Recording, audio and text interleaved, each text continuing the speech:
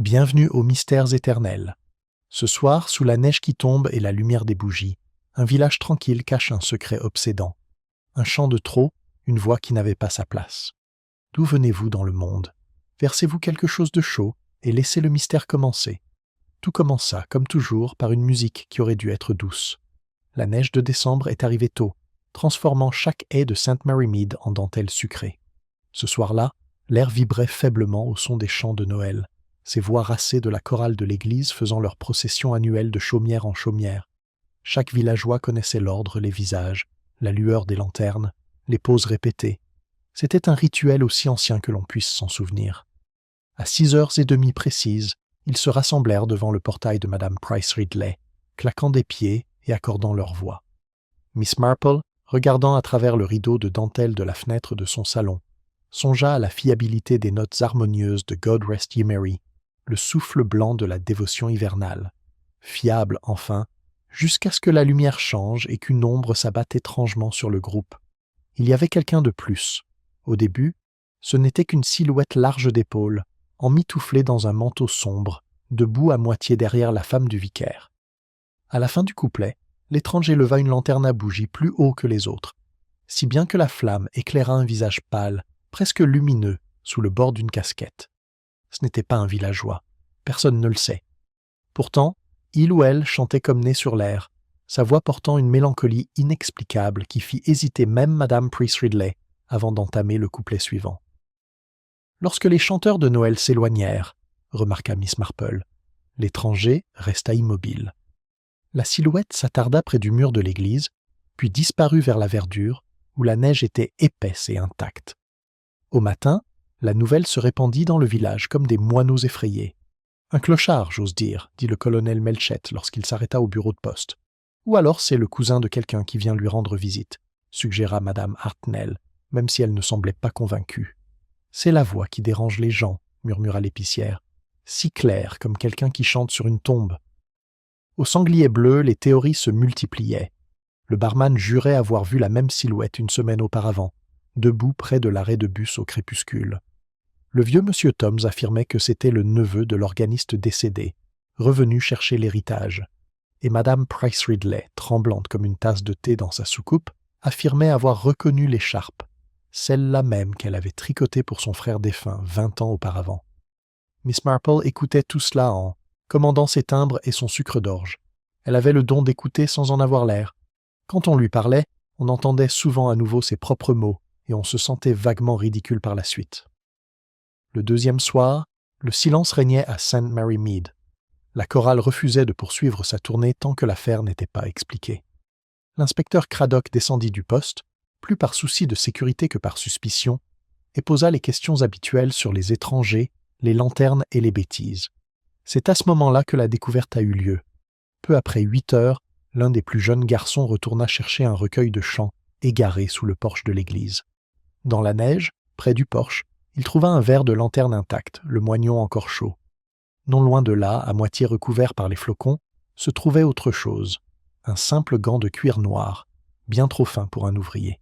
À l'intérieur, un morceau de papier plié avec un vers du chant de Noël écrit en gravure sur cuivre soigné. « Que Dieu vous garde joyeux, mon doux, que rien ne vous effraie. » Lorsque le mot parvint entre les mains de Miss Marple, remise par Madame Bantry, qui ne put s'empêcher de se faire l'intermédiaire des commères, le regard de la vieille dame était devenu pensif. Elle examina les coutures du gant, traça les lettres du doigt et sourit faiblement, presque tristement. « Les gens aiment revenir à Noël, » dit, « mais pas toujours pour la paix sur terre. » Dehors, la neige avait recommencé à tomber, délicate et silencieuse. Quelque part dans le silence blanc, l'écho de cette voix semblait encore flotter, solitaire, implorant et légèrement faux.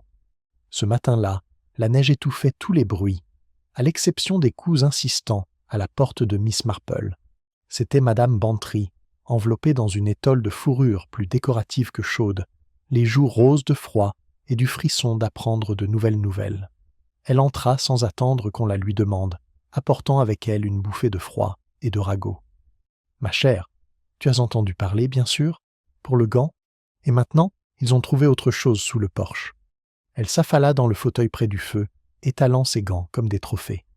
Une broche, vieille, mais précieuse. La femme du pasteur dit que c'est une pièce de deuil en or et en argent. Ils pensent qu'elle pourrait appartenir à la même personne. Miss Marple sert le thé, calme au milieu du tumulte. Du jet, dites-vous? Curieux choix pour un costume de chant de Noël. Oh, tout à fait. Madame Bantry but une gorgée avec avidité. Et, plus étrange encore, il était épinglé dans la doublure du manteau que le vicaire garde pour le spectacle. Vous vous souvenez de la crèche qu'ils utilisent de chaque veille de Noël. Le gardien jure avoir fermé la sacristie après la répétition. C'est très étrange. De l'autre côté de la fenêtre, 2 enfants construisent un bonhomme de neige. Leur rire ténu et lointain. Le village lui-même semblait retenir son souffle, comme s'il refusait de perturber le délicat équilibre entre curiosité et peur. À midi, tous ceux qui comptaient étaient passés à la poste ou chez l'épicier pour discuter du chanteur de Noël. Madame Hartnell déclara que celui qui avait laissé ce gant avait dû le faire exprès, peut-être pour défier la police. L'épicier contesta. C'était de l'amour, insista-t-il, une rencontre clandestine qui avait mal tourné. Seule la femme du boucher suggéra quelque chose de plus sombre. « Vous me croirez, dit-elle à qui voulait l'entendre. Il y aura un corps avant la nuit des rois. » L'inspecteur Craddock n'apprécia guère la prophétie. Il arriva après le déjeuner, l'air sombre sous une fine croûte de neige. « J'ai parlé à la chorale, dit-il à la petite assemblée du presbytère. Tout le monde était au rendez-vous. Personne n'avait invité d'invités, ni vu personne se joindre à eux. Qui que ce soit, il allait et venait sans laisser de traces. Miss Marple, assise près du feu, n'interrompit pas les autres. Elle observait les regards changeants, les sourires gênés. La femme du pasteur s'occupait du plateau de thé, évitant le regard de l'inspecteur. M. Thoms marmonnait des choses sur les vagabonds et les vagabonds. Seule la jeune Alice Harcourt, l'institutrice, semblait plus pensive que effrayée. « Ce n'était pas un clochard, dit-elle doucement.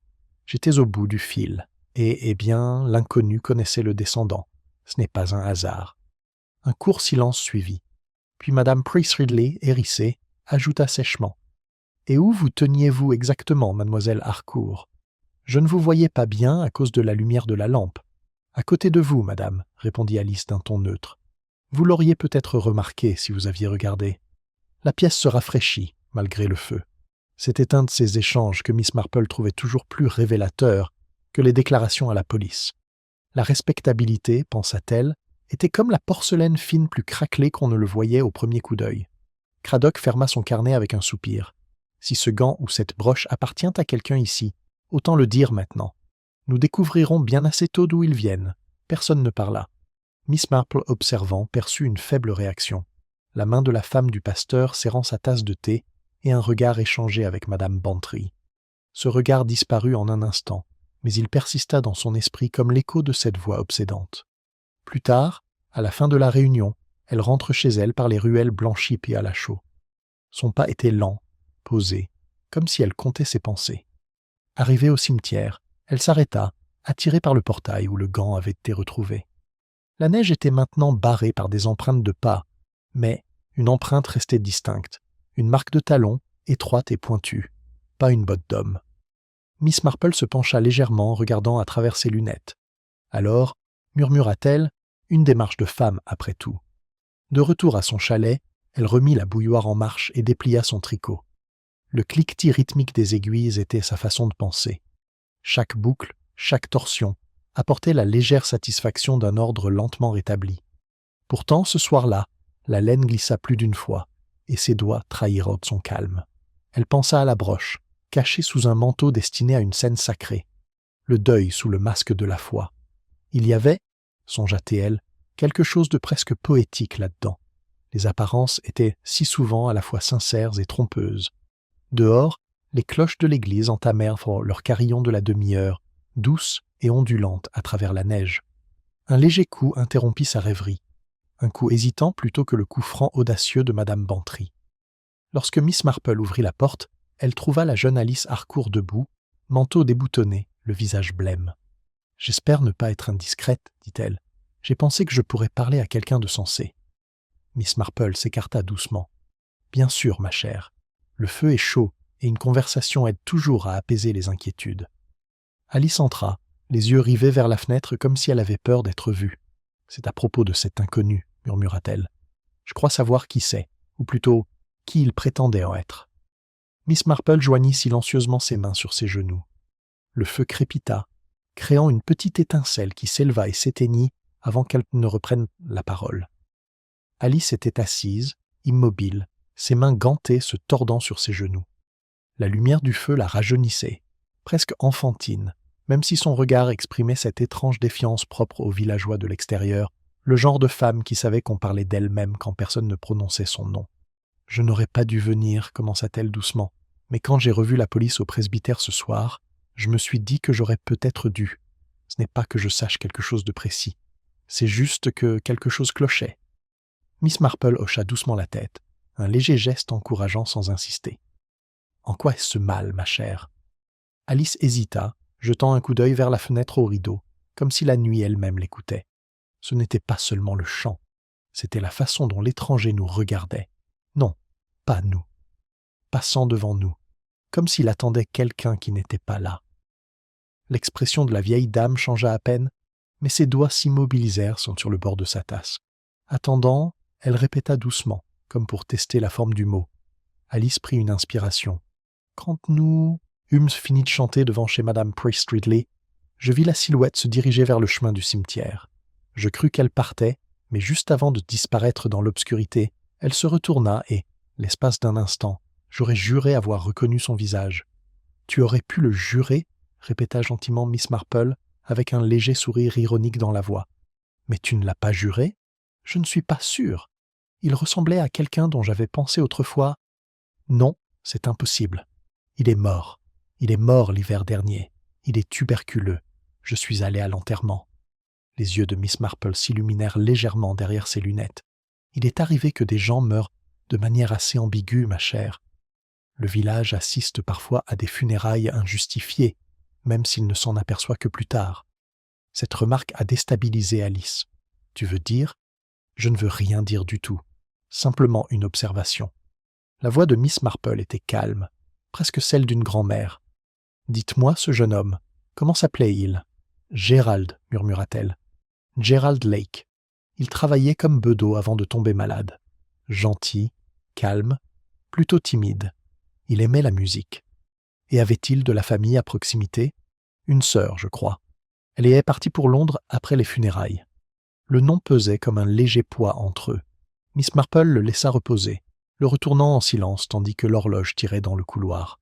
Dehors, le vent raclait légèrement les vitres, apportant de faibles échos des chants de la veille. Après quelques instants, Alice se leva. « J'ai sans doute aggravé la situation, » dit-elle d'un ton misérable. « Mais si ça vous aide, vous ou l'inspecteur, à comprendre, alors j'imagine que c'est déjà ça. » Miss Marple l'escorte jusqu'à la porte. La vérité est rarement confortable, Miss Harcourt, mais elle vaut généralement le coup d'œil qu'elle laisse passer. Après son départ, le cottage lui parut plus vide qu'auparavant. Miss Marple se dirigea vers le petit secrétaire près de la fenêtre et commença à noter quelques noms sur son papier, rien de méthodique, simplement la façon dont son esprit organisait ses impressions. « Gerald Lake » écrivit-elle, puis l'écharpe de Madame Price Ridley Brother. Et enfin, soulignée d'une légère pression, une broche de deuil dissimulée dans un manteau de la nativité. Plus tard dans la matinée, elle se rend à l'église sous un pâle soleil d'hiver. La neige avait durci pendant la nuit, crissant sous ses bottes. À l'intérieur, l'air sentait vaguement la cire de bougie et la pierre froide.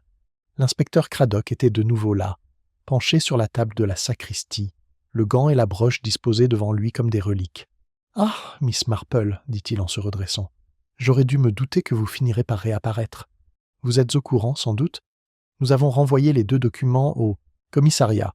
Nous espérons des empreintes digitales, même si je doute que nous en trouvons beaucoup. » Elle sourit. « J'ai toujours admiré la méthode scientifique, inspecteur. Elle laisse l'esprit libre d'observer ce qui n'est pas scientifique. » Il avait l'air las mais amusé. « C'est votre domaine, je suppose. » « Eh bien, la cape a été examinée aussi. Elle appartenait au presbytère depuis avant la guerre. Personne ne semble se souvenir d'où elle vient. Vous ne vous en souviendrez pas, par hasard ? Je crois, dit-elle d'un ton léger, qu'il a été offert par Madame Lake, la mère du défunt bedeau. Elle était très active au sein de la confrérie de l'église avant sa mort. » Craddock fronça les sourcils. « Le lac ? Tu ne parles pas de ça ? » ?»« Gerald Lake, oui. Le jeune homme est décédé l'année dernière. » Miss Marple contemplait la cape pendue mollement à sa patère. « Dommage, n'est-ce pas, que les objets que nous laissons derrière nous continuent d'accompagner nos cérémonies bien après notre départ. » L'inspecteur se frotta le menton. « Vous pensez que quelqu'un essaie de faire passer un message ? Ou alors caché en un, répondit-elle doucement. Les deux peuvent se ressembler de façon remarquable. Il soupira de nouveau. Le problème avec vous, Miss Marple, c'est que vous donnez l'impression que tout est à la fois raisonnable et impossible. Elle rit légèrement. C'est souvent ainsi que naît la vérité, je trouve. En revenant dans la faible lumière de l'après-midi, elle aperçut les enfants de chœur qui balayaient le chemin pour la répétition du réveillon de Noël. Leurs balais balayèrent, bien plus que des morceaux de papier, des brindilles, et, une fois, quelque chose qui brillait faiblement dans la blancheur. Elle se pencha et ramassa un minuscule bouton de verre noir en forme de larme. Pas d'un vêtement ordinaire. Elle le glissa dans sa poche, sentant son poids frais. La cloche de l'église sonna au loin, et dans l'air glacial, un seul vers du chant de Noël traversa ses pensées, ne laissant aucune place à la consternation. Les apparences, réfléchit-elle, peuvent réconforter ou condamner selon qui organise l'éclairage. Derrière elle, le chœur reprit son chant. Cette fois, il manquait une voix à l'harmonie. L'absence de voix n'était pas passée inaperçue. Le lendemain matin, l'absence de la jeune Alice Harcourt de sa classe devient le problème le plus urgent à St. Mary Mead, plus pressant que la répétition de la chorale, plus agréable que le froid. La receveuse de poste m'annonça la première, se penchant confidentiellement par-dessus le comptoir vers Madame Bantry. Elle ne vint pas du tout au cours et ne donna pas de nouvelles, et sa bicyclette était toujours calée derrière le mur du presbytère. Miss Marple l'apprit peu après, lorsque l'inspecteur Craddock réapparut à sa porte, les bottes cerclées de givre et la patience à bout. J'ai pensé qu'il valait mieux vous le dire avant que les rumeurs ne se multiplient. Miss Harcourt semblait avoir disparu la nuit dernière. Elle était là hier soir, dit Miss Marple en joignant doucement les mains. Elle partit après le thé, sereine. Craddock hocha la tête. Nous avons inspecté son cottage.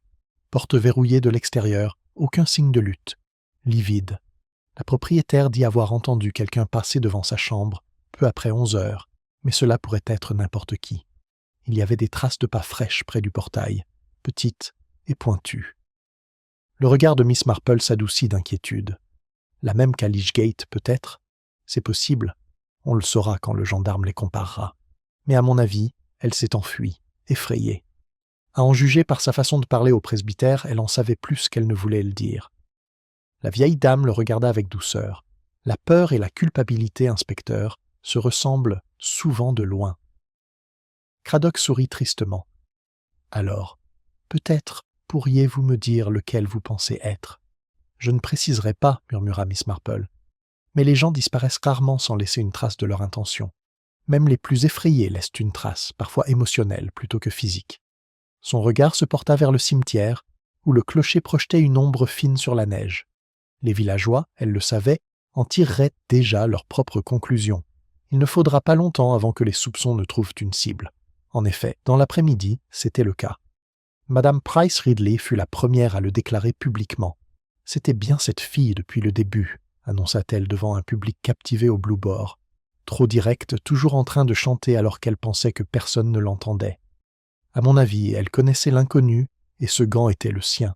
Le colonel Melchett, plus prudent, haussa un sourcil. « Une supposition plutôt risquée, madame, alors que l'inspecteur enquête encore. »« Oh, n'importe quoi. Tout le monde sait qu'elle aimait ce pauvre bedeau. Ses maîtresses d'école sont toujours pleines de charité, de sentimentalité et tout ça. Et puis il meurt, et elle reste comme un fantôme pendant des semaines.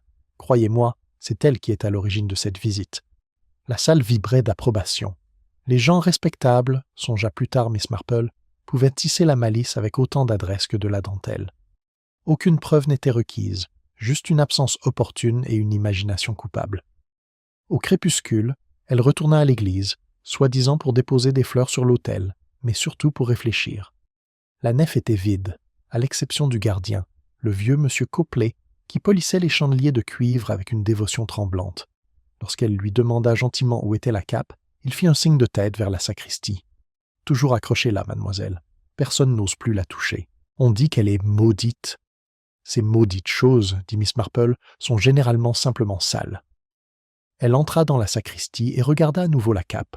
Son ourlet était noirci par le sel là où la neige avait fondu. La poche, cependant, était légèrement bombée.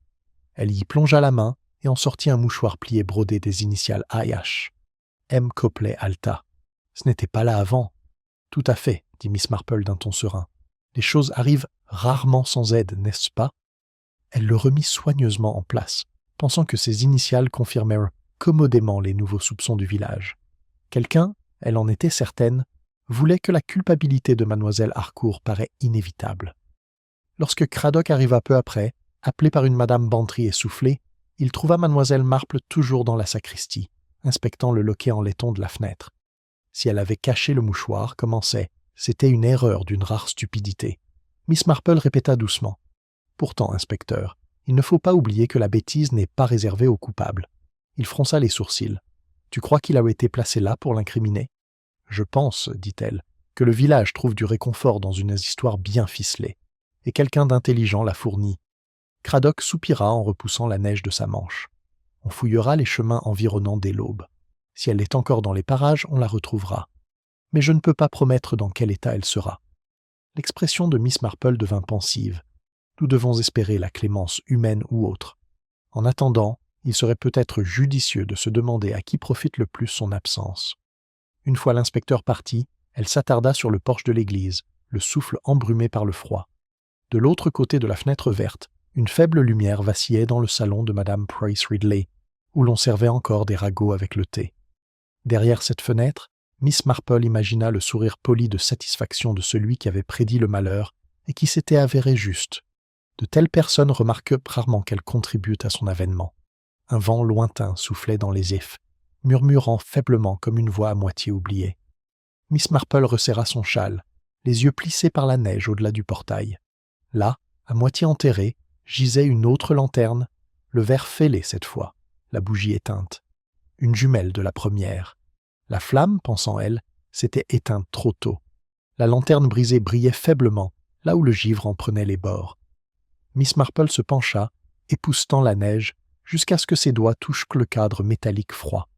Sa jumelle avait été retrouvée près du portail du cimetière.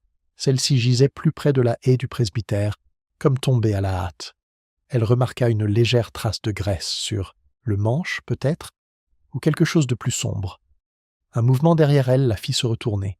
C'était le vicaire, grand et anxieux, son souffle embrumant l'air. « Mademoiselle Marple, vous ne devriez pas rester dehors par ce froid.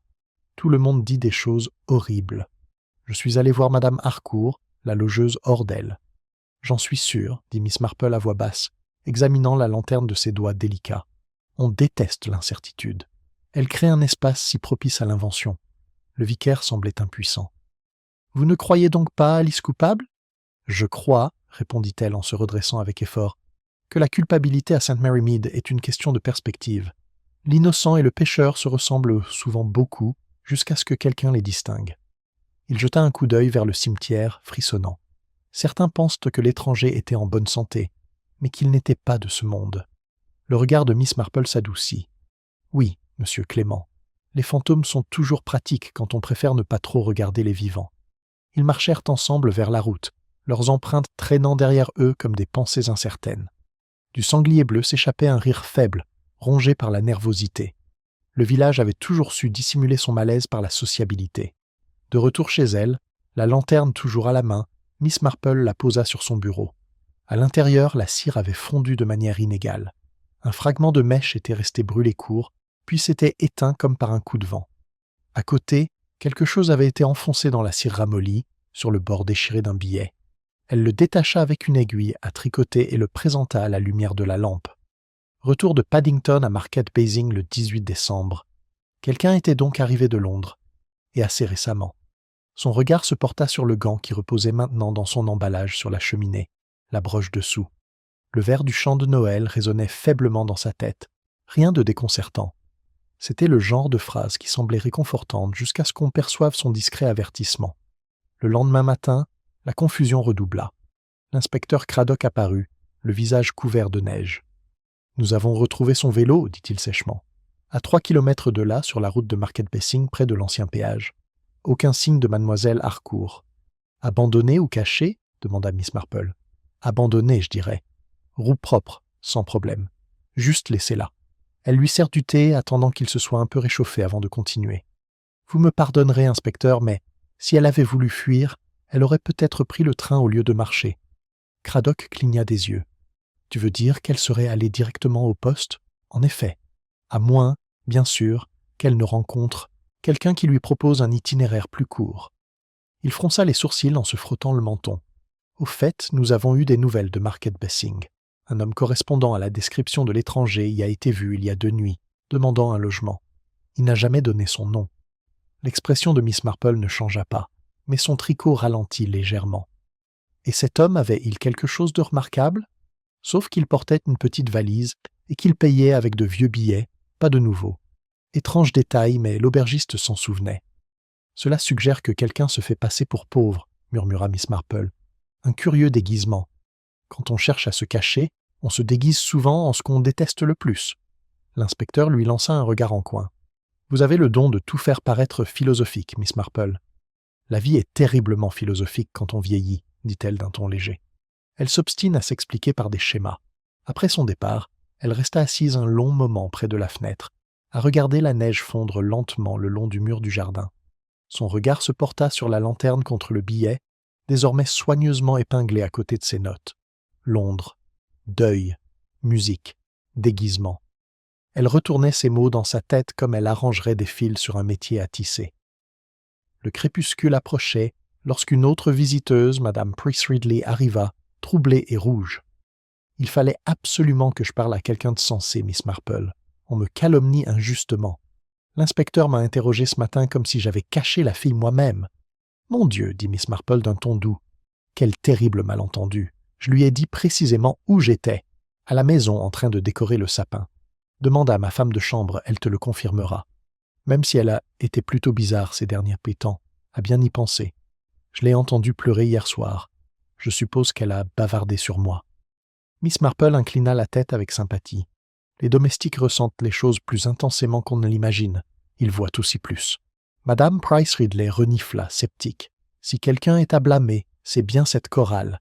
J'ai dit dès le début que quelque chose clochait dans leurs arrangements. Faire venir des inconnus, rentrer tard, perdre des recueils de chants, c'est une honte. Après son départ, le silence revint dans le cottage. Miss Marple resta assise, sa tasse de thé intacte. Les larmes de la servante, l'absence de l'institutrice, la fausse pauvreté, tout semblait converger vers un même fil conducteur émotionnel, même si elle ne parvenait pas encore à le nommer. Alors que le soir tombait, elle alluma sa lampe et rouvrit son carnet. À côté du mot Londres, elle ajouta 2 autres mots, regret et répétition. Le premier pour le mobile, le second pour le décor. Elle avait appris depuis longtemps que les crimes ressemblaient souvent à des mises en scène, chacun jouant un rôle jusqu'à la tombée du rideau. Un léger bruit extérieur attira son attention, le craquement de la neige sous des pas prudents. Elle leva les yeux et aperçut, à travers le rideau, une silhouette immobile près de son portail, enveloppée dans un manteau sombre, le visage caché par le bord d'un chapeau. La main de l'étranger se leva lentement, comme pour saluer ou avertir. Puis, sans un mot, elle se retourna et disparut dans l'immensité blanche. L'espace d'un instant, le jardin sembla suspendu entre le battement de cœur et le silence. Miss Marple se tenait près de la fenêtre, son souffle effleurant à peine le rideau. Le chemin derrière son portail était de nouveau lisse, à l'exception d'une infime trace de pas menant vers le chemin. Celui qui s'était tenu là savait précisément combien de temps il fallait être vu et quand il fallait disparaître. Elle prit son châle, l'enroula fermement autour de ses épaules et s'avança dans le froid. La neige s'était durcie dans l'air nocturne, craquant sous ses pas avec une plainte délibérée. Au bout du chemin, une lanterne se balançait faiblement sur le poteau près du portail du presbytère. Aucune silhouette, aucun mouvement, seul l'écho d'une présence. « On est rentré tard, hein ?» La voix surgit de derrière l'inspecteur Craddock, sortant de l'obscurité, le col relevé. « J'ai vu la lumière à votre fenêtre. J'ai pensé qu'il valait mieux que je regarde avant que le gel ne vous emporte. Comme c'est gentil à vous, inspecteur, dit-elle doucement, même si j'ose dire que le froid est une compagnie plus douce que les ragots. » Il eut un petit rire. « Tu as vu quelque chose, n'est-ce pas ?»« Quelqu'un, peut-être. La distinction peut être importante. » Elle fait un signe de tête vers la ruelle. « Un visiteur à mon portail. Délaissé, me semble-t-il. » Un rappel silencieux que l'histoire n'est pas terminée. Craddock fronça les sourcils, scrutant la neige. Pas de traces de calèche, pas de vélo. Quoi que ce soit, il était venu à pied. Ou plutôt, elle souhaitait que cela paraisse ainsi, murmura-t-elle. Ils marchèrent ensemble vers le presbytère, le silence entre eux étant plus agréable que les paroles. À la grille, l'inspecteur marque une pause. La femme du pasteur m'a demandé de passer ce soir. Elle est bouleversée depuis la découverte du mouchoir. Je préfère ne pas y aller seule. Miss Marple inclina la tête. Alors peut-être nous réconfortons-nous mutuellement. À l'intérieur, le salon du presbytère rayonnait d'une chaleur inquiétante. Madame Clément se leva aussitôt, pâle et troublée, son panier à tricot renversé sur le tapis. « Oh, inspecteur, Dieu merci. J'entends sans cesse des bruits de pas dehors, je crois, même si le vicaire insiste sur le fait que c'est le vent. »« Une vieille maison, madame, » commença Craddock, mais le regard de Miss Marple s'était déjà porté vers le feu. Un coin de papier brûlait, se recroquevillant vers l'intérieur. Elle prit les pinces et le retira avant que les flammes ne le consument entièrement. C'était la moitié déchirée d'une lettre, juste assez pour lire les paroles comme convenu. Le chant de Noël fera son effet. Madame Clément haleta. « C'est mon papier à lettres. Comment diable ?»« Les lettres, » dit doucement Miss Marple, voyagent souvent plus loin que ce que leurs auteurs prévoient. L'inspecteur examine le fragment en fronçant les sourcils. « Serait-ce votre écriture, madame ?»« Non, certainement pas, même si cela ressemble assez à la main du bedeau. Gerald Lake. Il rédigeait souvent des avis pour le conseil paroissial. » Un silence étrange suivit ce nom. Miss Marple remit soigneusement les pinces. On peut alors supposer que ce mot a été écrit avant sa mort, ou après, par quelqu'un qui souhaitait nous le faire croire. Craddock serra les dents. « Vous insinuez qu'il s'agit d'un faux ?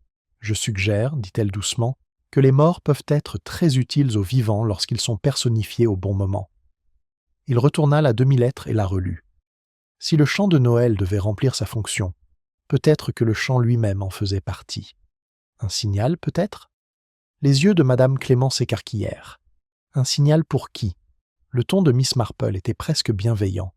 Pour quiconque écoute dans l'obscurité, ma chère. Les chants de Noël touchent toujours plus loin que l'assemblée. L'horloge sur la cheminée sonnait doucement. Le son semblait faire écho à la pensée qui planait parmi eux. Dehors, le vent pressait les vitres, les secouant doucement comme pour acquiescer. Lorsqu'ils quittèrent le presbytère, Craddock expira dans la nuit. Si vous avez raison, cela signifie que notre étranger était attendu, et celui qui l'attendait est toujours là. Miss Marple hocha la tête. Oui, le village a le don de l'hospitalité, inspecteur. Il renvoie rarement quelqu'un. Elle le quitte à son portail, lui promettant de se reposer. Une fois à l'intérieur, elle alluma sa lampe et commença à fouiller parmi les bulletins paroissiaux locaux soigneusement empilés dans son placard. Elle en trouva un datant de près d'un an, l'hiver précédant la mort de Gerald Lake. Au dos se trouvait une liste de donateurs pour les nouveaux recueils de cantiques de l'Église. Un nom avait été barré à l'encre bleue, puis réécrit d'une autre main, Mademoiselle Alice Harcourt. En dessous, de légères traces de crayon montraient le nom effacé de Madame Margaret Lake. Miss Marple pinça les lèvres. La culpabilité ou la gratitude, pensa T.L., peuvent être effacées aussi facilement que la mémoire. Elle rangea le bulletin juste au moment où l'on frappa faiblement à sa porte. Cette fois, on frappa avec hésitation, presque en signe d'excuse. Lorsqu'elle ouvrit, Madame Price Ridley se tenait sur le perron, le col de fourrure, relevé, le visage pincé par l'intention. « Il fallait que je vienne, dit-elle, la laine embrumée. On m'accuse de cruauté et je refuse. Tout le monde dit que je raconte des histoires sur cette Harcourt. Je ne fais que répéter ce que j'entends. » Miss Marple sourit faiblement. « Répéter est un art dangereux, Madame Price Ridley. Cela améliore peu à peu. »« Je ne suis pas une menteuse, » rétorqua la femme. « Et je vais vous dire autre chose. J'ai vu quelqu'un se faufiler dans mon jardin la nuit. Grand, portant un manteau sombre. Le même, je parie. Vous devriez prévenir la police. »« Je le ferai, » dit Miss Marple d'un ton doux. « Mais vous pourriez d'abord me dire pourquoi, à votre avis, cet étranger vous rend visite, vous, parmi toutes les personnes. » La question fit hésiter Madame Price Ridley. « Eh bien, je n'ai rien à cacher. »« Bien sûr que non, » dit Miss Marple d'une voix douce. « Mais la culpabilité, comme le gel, a tendance à s'installer là où il y avait de la chaleur. » Lorsque la dame s'éloigna, laissant derrière elle l'air plus froid, Miss Marple s'assit de nouveau près de la fenêtre. De l'autre côté du village, elle distinguait de faibles mouvements chez les villageois des neiges, leur lanterne à la main, feignant de se protéger de ce que nul ne pouvait nommer. Le village, pensa-t-elle, jouait à présent l'innocence, comme il avait joué la piété pendant les chants de Noël. Son regard se posa sur la lanterne brisée, toujours posée sur sa table, le fragment de billet à côté. Londres, la performance, le regret. Les fils se resserraient d'heure en heure. Dehors, la cloche de l'église commença à sonner lentement, note après note. Dans le silence qui suivit, Miss Marple perçut l'écho ténu d'une voix, un vers de chant flottant dans l'obscurité, grave et lugubre. C'était le même chant de Noël. Mais cette fois, une seule voix le chantait. La voix solitaire montait et descendait comme un souffle sur une vitre, se ramenant jusqu'à disparaître quelque part au-delà du cimetière. Miss Marple resta à la fenêtre longtemps après le retour du silence, l'expression indéchiffrable. Lorsqu'elle se réveilla enfin, ce fut avec la lenteur et la précision de quelqu'un comptant les fils d'une tapisserie. Elle alluma une nouvelle bougie et nota dans son petit carnet « Voix entendue à nouveau », signifiant persistance et non hantise. À l'aube, le village fut saisi par la catastrophe. Le corps du laitier fut retrouvé près du sentier, près de l'ancien péage, à l'endroit même où la bicyclette d'Alice Harcourt avait été découverte. La nouvelle se répandit rapidement, se faufilant entre les haies et les fenêtres de la cuisine. À l'arrivée de l'inspecteur Craddock, la moitié de la paroisse était déjà rassemblée, le visage blême et avide de se protéger du froid. Miss Marple arriva discrètement sur les lieux, se fondant parmi les observateurs inquiets. Le corps gisait à moitié caché sous la neige, une silhouette masculine, le manteau noirci par l'humidité, une main agrippée aux manches brisées d'une lanterne. Son visage, lorsqu'il fut révélé, portait l'empreinte indéniable d'une décomposition adoucie par le récent dégel. Ce n'était pas Alice Harcourt qui avait disparu, c'était quelqu'un d'autre. Craddock s'accroupit près du cadavre, soulevant délicatement le col. « Pas de papier, marmonna-t-il. Mais ce manteau est de qualité, de fabrication citadine, aucun doute là-dessus. » Il jeta un coup d'œil à Miss Marple. « Votre visiteuse à la porte, peut-être ?»« Peut-être, dit-elle d'un ton neutre. Mais il faut se rappeler, inspecteur, que les étrangers dans les villages ont tendance à mourir symboliquement, qu'ils le veuillent ou non. » Il lui lança un regard perplexe. « Symboliquement. Le village, voyez-vous, a besoin que ces intrus périssent. Cela met de l'ordre dans le récit. » Tandis que le corps était transporté à la salle paroissiale, Miss Marple s'attarda au péage, les yeux rivés sur la neige tourbillonnante. Quelque chose scintillait près du style à moitié enterré, délicat comme un secret qui refuse de rester caché. Elle se pencha et sortit une petite clé en argent attachée à un ruban délavé. Sur le ruban étaient brodées de minuscules initiales G.L. au fil bleu. Dans l'après-midi, les spéculations atteignirent leur paroxysme. Au sanglier bleu, le consensus changeait à chaque chope. Certains disaient que le défunt était un maître chanteur londonien, d'autres jurent qu'il était le fantôme du bedeau, revenu punir la tromperie. Madame Bantry rapporta que Madame Price Ridley s'était enfermée chez elle, prétendant être surveillée par la fenêtre, et la pauvre femme du vicaire s'était évanouie en apprenant que le corps reposerait dans sa salle paroissiale pour la nuit. Craddock, les épaules voûtées par la fatigue, accepta le thé proposé par Miss Marple ce soir-là. « Le médecin dit que l'homme est mort depuis environ 24 heures, lui dit-il d'un ton lourd. Pas de papier d'identité, pas de billet de train, pas de portefeuille, juste la clé que vous avez trouvée. Et regardez, il n'a pas été volé. Celui qui a fait ça voulait le silence, pas l'argent. »« Tout à fait, » murmura Miss Marple. La mort, dans ce cas précis, était probablement le dernier signe de ponctuation d'une très longue lettre. Craddock fronça les sourcils. « Tu crois qu'il connaissait mademoiselle Harcourt ?»« Je pense que quelqu'un a voulu nous le faire croire, dit-elle. Mais remarquez bien que le village a choisi son bouc émissaire trop tôt, c'est toujours le cas. » Il la regarda attentivement. « Vous insinuez que la mort de cet homme la disculpe ? Pas du tout, cela la complique. L'innocence arrive rarement à un moment aussi opportun. » Elle se leva et se dirigea vers la table où la lanterne, le gant et la broche reposent désormais ensemble. Sa main planait au-dessus d'eux comme un pianiste choisissant une tonalité. « Ces objets, dit-elle doucement, se parlent, inspecteur. Un gant qui évoque la classe, une broche qui évoque le deuil, une lanterne qui évoque la recherche, et maintenant une clé. Mais les clés, voyez-vous, ne vous disent jamais quelle porte elles sont censées ouvrir. » Craddock soupira. « Tu rends ça encore plus poétique. » « La poésie, répondit-elle avec un petit sourire, est souvent ce qui reste quand la raison est rentrée se coucher. » À la tombée de la nuit, elle retourna seule à son chalet. La neige avait recommencé à tomber, effaçant les empreintes, adoucissant les contours. À l'intérieur, le feu brûlait doucement, projetant des ombres qui semblaient respirer. Elle s'assit près de son bureau et tourna la clé d'argent dans sa paume. Le ruban, bien que effiloché, était nouée avec soin des mains prudentes, pas pressées.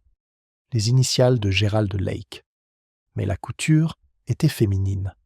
Son regard se porta vers l'échantillon encadré au-dessus de sa cheminée, relique de sa jeunesse. La vertu est sa propre récompense, pouvait-on y lire. Combien de mains, se demanda-t-elle, avaient-on cousu la vertu dans l'étoffe tout en cousant la tromperie dans la vie? Un léger coup frappé la fit sursauter. Elle ouvrit la porte et trouva le vicaire, le chapeau couvert de poussière blanche, le visage grave. « Il fallait que je vienne », dit-il doucement. « Madame Clément a été bouleversée toute la soirée. Elle jure avoir entendu la même voix que vous, devant notre fenêtre juste avant minuit. » L'expression de Miss Marple ne changea pas. Curieux. Les morts semblent remarquablement ponctuelles. Elle croit que c'est un avertissement, poursuivit-il.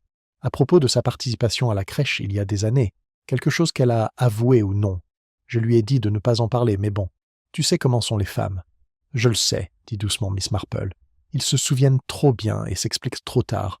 Lorsqu'il est parti, elle referma lentement la porte, le loquet cliquetant comme la fin d'une phrase. Son regard se porta de nouveau sur la clé d'argent. Elle brillait faiblement, comme si elle écoutait. Quelque part au-delà du verre, la cloche sonna une fois, fine, métallique, incertaine. Miss Marple se leva et alla à la fenêtre. La neige tombait plus épaisse, voilant le monde d'une fausse pureté. Elle distinguait vaguement le clocher, la faible lumière de son cadran comme un œil refusant de dormir. Et sous tout cela, le murmure d'une mélodie. Non pas le chant de Noël cette fois, mais le bourdonnement d'un cantique qu'elle n'avait pas entendu depuis des années. Son souffle s'arrêta et, pour la première fois, une lueur d'alarme traversa son regard. C'était un air que seul Gerald Lake avait jamais joué. Les faibles accents de l'hymne semblaient y venir de partout et de nulle part, comme le souvenir lui-même. Miss Marple resta immobile à sa fenêtre, les doigts posés délicatement sur le rebord. La mélodie vacilla une fois, puis cessa. Le silence qui suivit fut si complet que le tic-tac de l'horloge de sa chaumière résonna comme un battement de cœur qui n'attendait qu'à être entendu. Elle tira le rideau et se tourna vers le feu. Il y avait des moments dans la vie, elle le savait, où il fallait cesser d'écouter les explications et commencer à les ranger. Sur sa petite table, le gant, la broche, la lanterne et la clé reposent en compagnie discrète. À côté, le billet de train déchiré, le mot retrouvé dans l'incendie et sa dernière entrée, le chant de Noël. Elle a pris sa plume et n'a ajouté que 2 mots. Ça sert toujours. Au matin, tout le village était au courant de la découverte du corps, et le chagrin avait cédé la place à l'étrange réconfort que procure le fait de savoir que les morts sont d'autres. La suspicion commença à se réincarner, se tournant à nouveau vers les vivants. Madame Price Ridley, forte de sa droiture, expliquait déjà à Madame Bantry que toute cette affaire prouvait que les influences canadiennes avaient ruiné la moralité à la campagne. « Trop de femmes voyagent seules », déclara-t-elle. « Trop de secrets déguisés en sentiments. Nous sommes en train de ruiner notre propre respectabilité. » Miss Marple écoutait dans la file d'attente de la poste, les yeux poliment baissés, les oreilles grandes ouvertes. Elle n'écoutait pas ce qui se disait, mais les rares petites absences entre les phrases, ces instants où la vérité aurait pu transparaître si on l'avait autorisée. À midi, l'inspecteur Craddock est revenu, les yeux embrumés mais vifs. « Nous avons eu l'identification », a-t-il annoncé lorsqu'elle l'a invité à s'asseoir. Le défunt s'appelait Arthur Gedge. Il travaillait dans un cabinet d'avocats à Londres. Le cabinet confirme qu'il a été licencié il y a 2 mois pour irrégularité et détournement de fonds. Et vous serez intéressé d'apprendre qu'il a déjà géré des affaires de petite succession pour une certaine Madame Margaret Lake. Miss Marple remuait lentement son thé. Effectivement, on rencontre les mêmes noms dans les circonstances les plus pénibles. Craddock se pencha en avant. La mère du bedeau l'avait donc employé, des années auparavant. Et maintenant, il est retrouvé mort dans le même village, avec les initiales de son fils sur cette clé. C'est une trop grande coïncidence. Coïncidence, dit-elle doucement. C'est simplement le mot que nous utilisons lorsque le but d'un plan n'est pas encore visible. Il soupira. Je vais être franc. Si Gedge est venu ici pour de l'argent, peut-être pour du chantage, alors celui qui l'a tué pourrait bien être celui qui a caché ce mouchoir. Il faudra interroger à nouveau mademoiselle Harcourt si elle réapparaît. Les yeux de Miss Marple s'illuminèrent légèrement. « Si elle revient », répéta-t-elle, comme pour tester la consistance de la phrase. « Inspecteur, vous pourriez peut-être l'autoriser à mener une petite expérience. Une expérience sociale. Je n'aime pas les expériences qui aboutissent à plus de corps, dit-il d'un ton sombre. « Celle-ci, lui assura-elle, n'implique rien de plus mortel que du thé et des gâteaux. » Cet après-midi-là, elle lança 3 invitations à une réunion tranquille pour rétablir la bonne humeur. Les invités, Madame Price Ridley, la femme du vicaire et la jeune Alice Harcourt, que Miss Marple avait retrouvée, ne disparurent pas, mais demeurèrent discrètement dans le cottage d'une gouvernante retraitée, en périphérie, son absence étant davantage un signe de protection qu'une fuite. Alice avait été persuadée, avec douceur mais fermeté, que sa réputation ne se sauvait pas par le silence. À 4 heures, le petit salon était empreint d'une tension polie. Madame Price Ridley était assise très droite, serrant son sac à main comme s'il contenait sa conscience. Madame Clément souriait trop souvent. Les mains d'Alice, bien que fermes, ne se posaient jamais au même endroit. Miss Marple sert le thé, versé avec un calme immaculé. « J'ai pensé au chant de Noël », commença-t-elle sur le ton de la conversation. « Ils unissent si joliment le village, n'est-ce pas? De vieilles mélodies, des paroles familières, et pourtant, chaque année, quelqu'un chante un peu faux. » Madame Price Ridley se raidit. « Si vous parlez de cette horrible histoire avec l'étranger... »« Pas terrible, » interrompit gentiment Miss Marple. « Simplement révélateur. Ce chant était censé rappeler quelqu'un à la maison, voyez-vous, et il l'a fait. Mais pas exactement comme l'avait prévu l'expéditeur. » La tasse d'Alice trembla. Un léger tintement résonna contre la soucoupe. La femme du pasteur la regarda rapidement, puis détourna le regard. Madame Price Ridley ouvrit la bouche pour parler, ne trouva rien de suffisant et la referma. Miss Marple continua comme si elle méditait à voix haute. Il existe de curieuses façons de demander pardon. Une lettre brûlée, un cadeau rendu, un air joué pour quelqu'un qui ne l'entend plus. La difficulté, bien sûr, est que la confession suit rarement une ligne droite. Elle erre jusqu'à trouver l'auditeur qui ne la jugera pas. L'horloge sonna 4h30. Cela semblait calmer Alice. « Tu veux dire, dit-elle doucement, que quelqu'un a écrit cette lettre, non pas pour menacer, mais pour avouer quelque chose. » Miss Marple sourit. « Je veux simplement dire que le remords, ma chère, peut ressembler étrangement à une tromperie lorsqu'on l'interrompt à mi-chemin. » Pendant un moment, personne ne parla. Puis Madame Clément se leva brusquement. « Je crois que je dois retourner au presbytère. La chorale va bientôt arriver. » « En effet, dit Miss Marple en la suivant du regard, et peut-être que le cantique qu'il répète ce soir portera plus loin que prévu. » Une fois les invités partis, la vieille dame resta assise seule un moment, tricotant d'un rythme pensif. Dehors, la neige recommençait à tomber, douce et constante, comme si elle essayait d'effacer les traces de pas plus vite qu'elles ne pouvaient être faites. Elle posa ses aiguilles, plia soigneusement son ouvrage et regarda vers la ruelle qui s'assombrissait. Une forme, petite, posée et familière, se déplaçait là. Quelqu'un portant une lanterne se dirigeait vers l'église. Elle l'observa jusqu'à ce que la silhouette disparaisse dans les arbres. « Bien, » murmura-t-elle. « Enfin, une conscience qui prend le chemin le plus long pour rentrer chez elle. » Le feu siffla doucement tandis que la bougie s'écoulait à côté de ses notes. La flamme s'enflamma dans un coin du billet déchiré, et pendant un instant, le mot « retour » brillait d'or avant de se réduire en cendres. La neige qui bordait le chemin absorbait la lueur de la lanterne, la réduisant à une étoile filante qui vacillait vers l'église. Miss Marple sortit, fermant son portail avec son habituel clic silencieux, et la suivit à une distance qui ne reflétait pas la hâte, mais la certitude. L'air était imprégné de ce calme particulier qui précède la révélation d'un secret depuis longtemps caché. Au pied du mur du cimetière, le chemin s'incurva et s'élargit, et elle vit qui portait la lumière. Madame Clément, sa cape sombre se confondant avec les arbres, avançait d'un pas précipité et saccadé, comme si elle marquait le rythme d'un rythme secret et troublé. La lanterne se balançait dans sa main, dessinant des cercles fugaces sur les tombes. Elle se dirigeait, remarqua Miss Marple, vers la porte de la sacristie. À l'intérieur, une faible lumière perçait à travers les vitres givrées. La vieille dame attendait à l'ombre des ifs, laissant le froid s'infiltrer jusqu'à ses os, tandis que la patience s'installait dans son cœur.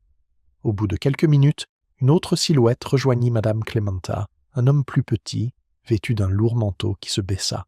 Ils échangèrent un bref échange, les gestes crispés, puis disparurent tous deux dans la sacristie. Miss Marple fit quelques pas et attendit, tendant l'oreille. Les voix étouffées s'élevèrent une fois puis retombèrent. Une porte grinça, le métal racla le bois.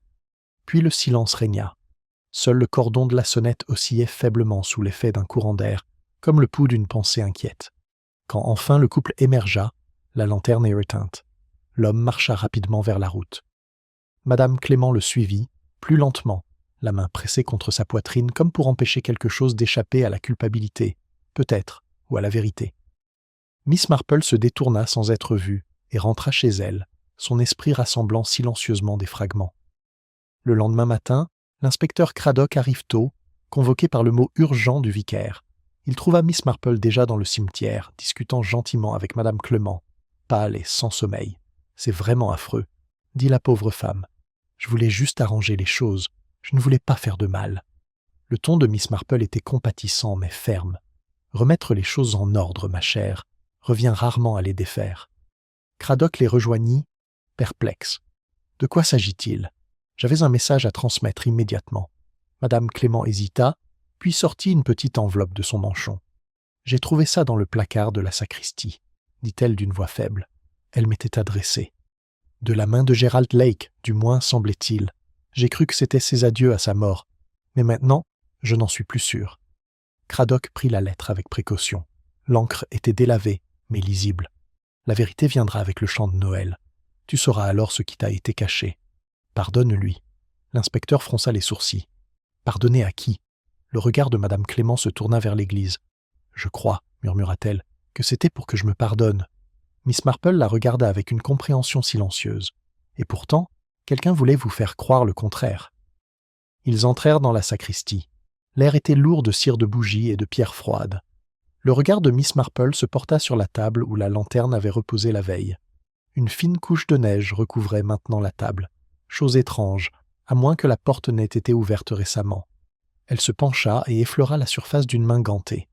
Sous le givre se trouvait une petite plaque de laiton, à moitié détachée du bois. Sous le bord de la plaque brillait un morceau de papier plié. Elle le souleva délicatement. Le mot était court, 5 mots de la même écriture fine qui avait écrit les fragments précédents. Pas lui. Elle, la clé. Craddock jura doucement. Elle? Laquelle est-elle? C'est là, disait Miss Marple, la beauté de l'ambiguïté. Elle protège la vérité jusqu'à ce que l'Esprit Saint la lise. Il allait répondre quand la porte de l'église s'ouvrit brusquement. Madame Price Ridley entra, essoufflée, les joues en feu. « C'est moi qui vous l'apprendrai, plutôt que le garçon boulanger, » s'écria-t-elle. On a retrouvé Alice Harcourt, près du chemin du moulin, à moitié gelée. Elle babillait de musique et « Oh, je vous avais bien dit qu'elle en avait plein la tête. »« Vivant ?» demanda Craddock. « À peine. » Ils se précipitèrent vers le chemin du moulin où le gendarme montait la garde, gardant un corps emmitouflé sur une civière improvisée. Le visage d'Alice était blanc comme la craie, les lèvres bleues, les yeux papillonnants sous ses paupières mi-closes. Miss Marple se pencha près d'elle, lui prenant le pouls d'un geste délicat. La jeune fille remua légèrement. « Pardonne-moi, » murmura-t-elle. Il dit qu'il jouerait le chant de Noël une fois de plus pour ici faire la jouir. Sa voix se transforma en un sanglot avant de s'éteindre à nouveau. Craddock jeta un regard impuissant à Miss Marple. Qui est-elle cette fois? La vieille dame ne répondit pas immédiatement. Son regard par-dessus la neige se porta vers le clocher de l'église, dont la cloche oscillait encore légèrement sous le vent matinal. Le mot « pardonner », dit-elle doucement, tourne en rond jusqu'à ce qu'il trouve le cœur juste. Mais quelqu'un ici en a fait une harpe. Ils transportèrent Alice au presbytère, où elle fut déposée près du feu, et Miss Marple resta auprès d'elle jusqu'à ce que sa respiration se calme. Sur la cheminée se trouvait une photographie de Madame Clément dans sa jeunesse, debout avec son mari et une petite chorale. Parmi eux, reconnaissable même en sépia, se trouvait Gerald Lake. Et au fond du groupe se tenait une autre femme, la tête détournée, la main gantée posée sur l'orgue. Le regard de Miss Marple s'attarda là. Les gants. Toujours des gants. Lorsqu'elle quitta le presbytère, les premières notes de ce même cantique recommencèrent, jouées avec hésitation, depuis l'intérieur de l'église. Elle s'arrêta au portail, la tête penchée, tendant l'oreille. La mélodie s'éteint à mi-chemin, comme si l'interprète avait oublié le reste. « C'est étrange, » murmura Craddock à côté d'elle.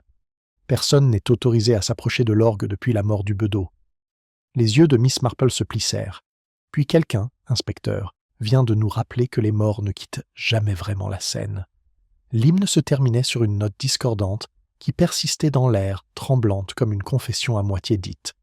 La note finale du cantique trembla et se dissipa, laissant derrière elle un silence qui semblait respirer.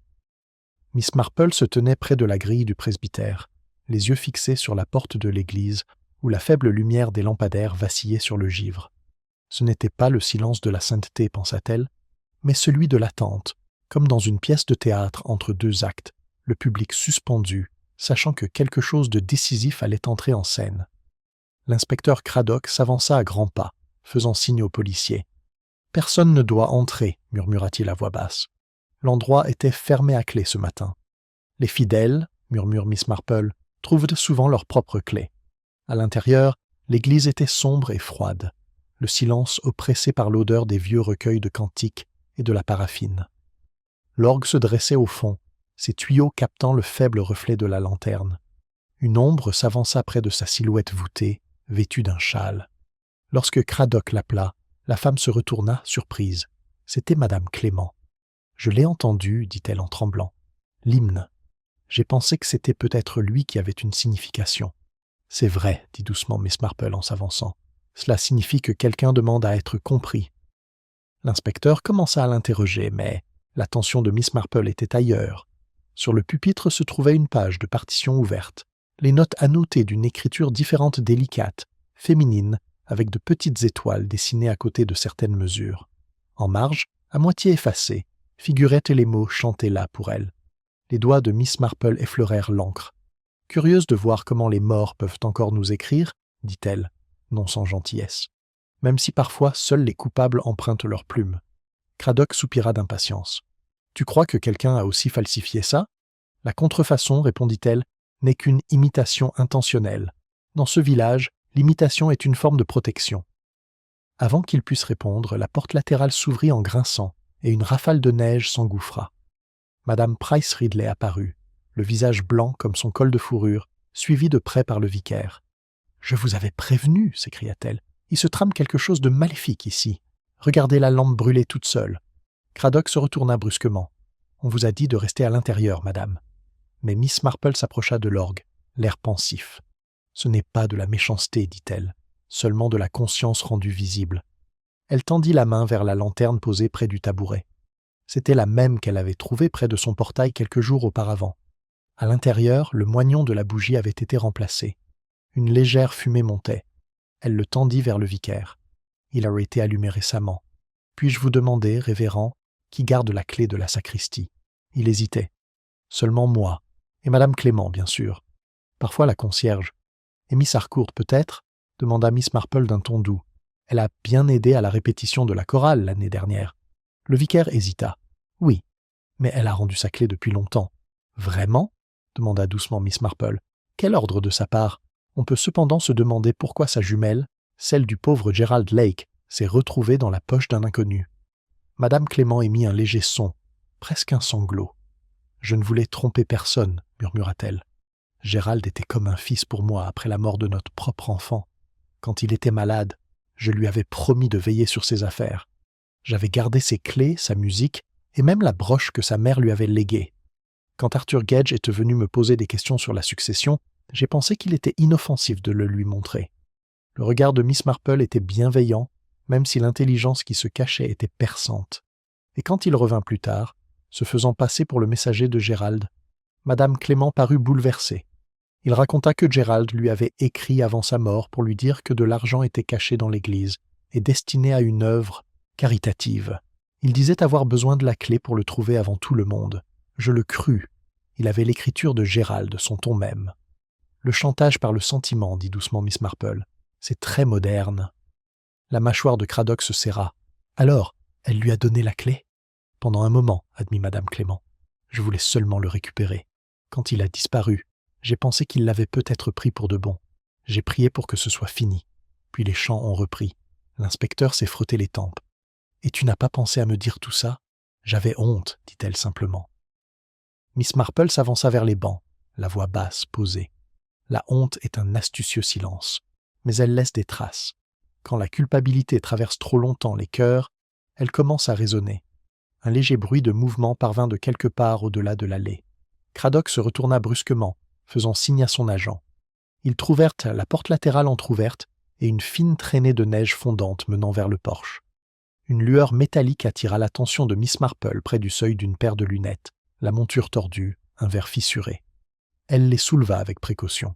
« Chez mademoiselle Harcourt, dit-elle. Je reconnais le style. Le duo pratique d'un enseignant. Fonctionnel, pas décoratif. » Cradock marmonna un juron. « Alors elle est là. Peut-être qu'elle écoute. » Miss Marple jeta un coup d'œil vers l'obscurité extérieure. Ou peut-être fuyait-elle une vérité trop lourde à entendre 2 fois. Ils suivirent toutes les traces dans le cimetière, jusqu'à disparaître parmi les tombes. Un léger vent souffla, emportant avec lui la dernière note du cantique qui ressemblait moins à de la musique qu'à un souffle qui s'échappait. Lorsqu'ils retournèrent vers la porte, la neige avait recommencé à tomber, douce comme de la poussière. Le gendarme alla chercher la voiture, laissant Miss Marple et Cradock près des ifs. « Tu savais, dit-il doucement, que cela révélerait quelque chose ou quelqu'un. » Le sourire de Miss Marple était mince, presque triste. « On ne tend pas de piège, inspecteur. On se sert d'un miroir. » Tôt ou tard, la culpabilité finit par reconnaître son propre reflet. Il l'observa un instant. « Tu crois qu'on est presque au bout ?» Elle regarda vers l'église, dont les vitraux brillaient faiblement comme des yeux vigilants. « Assez près, dit-elle. Mais les fins, comme le pardon, nécessitent que quelqu'un les réclame, et tout le monde n'est pas prêt à le faire. » Alors qu'ils se retournent pour partir, une lumière s'alluma brièvement à l'intérieur de la sacristie, puis s'éteint. Cradock s'arrêta, surpris, mais Miss Marple ne fit qu'un signe de tête, comme pour confirmer ce qu'elle soupçonnait depuis longtemps. « Ah, murmura-t-elle. Elle a donc choisi minuit, finalement. » La lueur de la sacristie s'estompa aussi vite qu'elle était apparue, plongeant l'église dans une obscurité épaisse, presque révérencieuse. Miss Marple et l'inspecteur Cradock se tenaient immobiles sous les ifs, la neige saupoudrant leurs manteaux, le silence environnant empreint d'attente. Quelque part à l'intérieur, une charnière grinça faiblement, le bruit d'une porte se refermant sur le passé. « Attends ici, murmura Cradock en sortant sa torche. Si c'est elle, je préfère ne pas la faire sursauter et la faire fuir à nouveau. » Mais Miss Marple secoua la tête, l'expression indéchiffrable. « Non, inspecteur. Les visites de minuit exigent un public compréhensif, pas d'autorité. Elle ne me fuira pas. » Elle s'avança avant qu'il puisse protester, sa petite silhouette disparaissant dans l'obscurité du porche. L'air à l'intérieur de l'église était étrangement chaud, comme si le souffle et la culpabilité y avaient trop longtemps persisté. La flamme de sa bougie vacilla au-dessus des bancs et finit par se stabiliser sur une silhouette agenouillée devant l'autel. Alice Harcourt se leva lentement, une main toujours agrippée au bas de son manteau, l'autre tenant quelque chose qui reflétait la lumière de la clé argente, scintillant comme une accusation. Son visage était tiré et pâle, le calme hanté de quelqu'un qui avait trop souvent répété ce moment. « Tu n'aurais pas dû la suivre, dit-elle doucement, sans se retourner. Mais je suppose que tu l'aurais fait. » Miss Marple posa la bougie près de la rambarde, sa voix douce comme une berceuse. « C'est la veille de Noël, ma chère. À Noël, chacun revient à quelque chose, parfois à la vérité. » Alice émit un rire faible et cassant. « La vérité, oui, même si elle varie selon la personne qui la prononce. Le vicaire appelle cela la providence. L'inspecteur appelle cela le mobile. Et vous, comment l'appellerez-vous, Miss Marple ? » « Des regrets, dit-elle doucement. Il a tendance à se déguiser en vertueux lorsqu'on le laisse seul trop longtemps. » Pendant un instant, il n'y eut que le tic-tac de l'horloge de l'église, le lent grincement, avant qu'elle ne marque l'heure. Puis Alice déposa la clé sur la balustrade de l'autel, les mains tremblantes. C'était pour moi, vous savez. Le chant de Noël. Gérald l'avait écrit ainsi. « God rest ye merry, gentle one. » Il disait que c'était mon chant, car j'étais la seule à croire encore qu'il guérirait. Mais il mentait déjà. Il avait déjà tout vendu de la broche de sa mère, l'argenterie, même le fond des recueils de cantiques, et l'avait donné à Arthur Gedge. Je l'ai découvert trop tard. Le regard de Miss Marple s'adoucit. « Et c'est ainsi que tu es venu ici au début du chant, pensant que c'était son fantôme qui revenait se confesser. » Alice secoua la tête. Ce n'était pas son fantôme, son associé. Gedge m'avait écrit après la mort de Gérald pour me dire qu'il voulait se racheter, rendre l'argent et dire la vérité. J'ai cru que c'était du remords. Ce n'en était pas. Il était venu prendre le reste pour me menacer avec les lettres de Gérald, celles que j'avais cachées pour épargner la femme du vicaire. Gérald avait entendu sa voix alors qu'il était amoureux d'elle. Il avait l'intention de partir avec elle, de prendre un nouveau départ à Londres. Les lettres l'auraient détruite. Alors j'ai menti. J'ai dit qu'elles avaient brûlé dans l'incendie. Et quand Gedge est venu réclamer son dû, murmura Miss Marple, vous avez trouvé un autre feu pour y mettre fin. Alice se retourna brusquement, les yeux écarquillés. « Non, je ne l'ai pas tué, je le jure. Je ne l'ai rencontré que ce soir-là pour le supplier de partir. Il s'est moqué de moi, disant qu'il était venu en chanteur de chants de Noël pour terroriser tout le village et le forcer à la charité. J'ai essayé de lui prendre les lettres. Il est tombé. J'ai couru. À mon retour, il avait disparu. » Miss Marple la regarda avec une pitié silencieuse. « Les gens disparaissent rarement, ma chère. Ils gisent simplement là où nous n'osons pas regarder. » Le visage d'Alice s'est décomposé. Je pensais que garder le silence suffirait, leur laisser croire que j'avais fui, honteuse. Mais quand les chants ont repris, quand cette lettre est apparue dans le feu du vicaire, j'ai su que quelqu'un d'autre l'avait découvert, quelqu'un qui voulait une punition déguisée en pardon. Dans l'ombre derrière les stalles du chœur, un léger bruit, presque un sanglot parvint. Le faisceau de la torche de Cradock se balança et éclaira le visage pâle et accablé de Madame Clément. Elle s'avança, les mains jointes, son sang-froid brisé. « C'était moi, murmura-t-elle. Je n'en pouvais plus, les mensonges, la pitié. J'ai trouvé les lettres après ton départ ce soir-là, Alice. J'en ai brûlé quelques-unes, caché le reste, pensant préserver le nom de mon mari.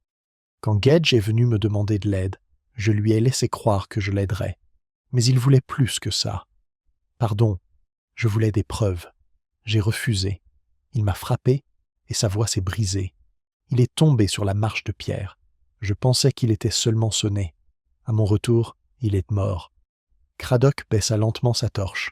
Le silence était absolu. Seul subsistait le léger bourdonnement du vent à travers le clocher. Miss Marple s'avança vers l'autel, l'expression d'une immense compassion teintée d'une lassitude inéluctable. « Il semble, dit-elle doucement, que le pauvre Gérald n'était pas le seul à être victime d'une dévotion déplacée. Les vivants ont maintenu les morts en vie par la culpabilité, et la culpabilité, chère Madame Clément, est un hôte exigeant. » L'épouse du pasteur s'affala sur le banc le plus proche, les larmes aux yeux, le visage caché dans ses mains. Alice resta immobile, hésitant entre la pitié et la condamnation. Cradock resta près de la porte, son devoir luttant contre son malaise. « Elle fera sa déclaration, dit-il enfin à voix basse, mais la clémence est de mise au tribunal pour les actes commis sans malveillance. » Miss Marple hocha faiblement la tête, et peut-être même plus encore, dans sa conscience qui l'admet. Dehors, les premiers rayons pâles de l'aube scintillent sur la neige. Le village dormait encore, inconscient que son plus grand scandale avait enfin pris fin. Cradock marchait aux côtés de Miss Marple tandis qu'ils quittèrent l'église, le souffle embrumé par le froid. « Tu t'y habitues un jour » demanda-t-il doucement. « Dommage ?»« On ne devrait jamais le faire, » répondit-elle. « Cela permet de rester honnête. » Ils atteignirent son portail. Le ciel commençait à pâlir de cette délicate lumière grise qui donne au monde un air à la fois innocent et épuisé. Elle s'arrêta, regardant vers le clocher. Les cloches, elle le savait, sonneraient bientôt à nouveau, claires et pures, comme si rien n'avait été enfoui sous leurs notes. Dans son salon, les vestiges de son enquête attendaient encore le gant, la broche et la clé. Elle les rassembla dans une petite boîte et la ficela. Sur une carte, elle écrivit simplement, pour le fonds de restauration de l'église. Tandis qu'elle le posait sur sa cheminée, les cloches du matin commencèrent à sonner lentement et avec mesure. Chaque carillon était à la fois lourd et apaisant. Miss Marple resta à l'écoute jusqu'à ce que la dernière note s'éteigne. « La paix, » murmura-t-elle, « est rarement l'innocence, mais elle fera l'affaire. »